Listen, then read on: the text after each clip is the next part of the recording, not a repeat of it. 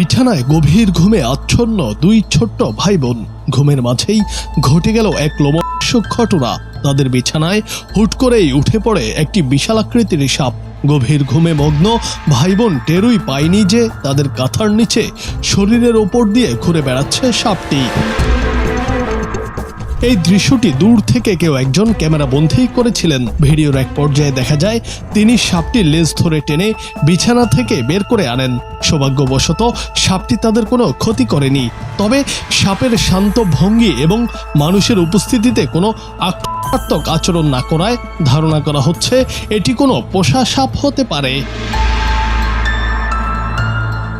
ভিডিওটি সামাজিক মাধ্যমে ছড়িয়ে পড়ার পর থেকেই শুরু হয়েছে আলোচনা। অনেকেই ভাই বোনের অলৌকিকভাবে বেঁচে ফেরায় স্বস্তি প্রকাশ করলেও কেউ কেউ বলছেন এই সাপটি তাদের পোষা হতে পারে, সেজন্যই এটি শান্ত অবস্থায় ছিল।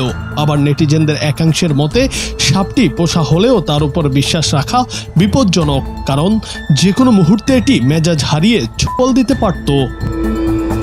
এই ঘটনার পরিপ্রেক্ষিতে বিশেষজ্ঞরা সাধারণ মানুষকে সতর্ক থাকার পরামর্শ দিয়েছেন।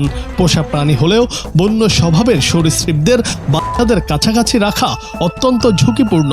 বিশেষ করে ঘুমানোর জায়গায় এমন প্রাণীর অবাধ বিচরণ যে কোনো সময় বড় ধরনের দুর্ঘটনার কারণ হতে পারে। জুনায়েদ আহমেদ, বাংলা টিভি।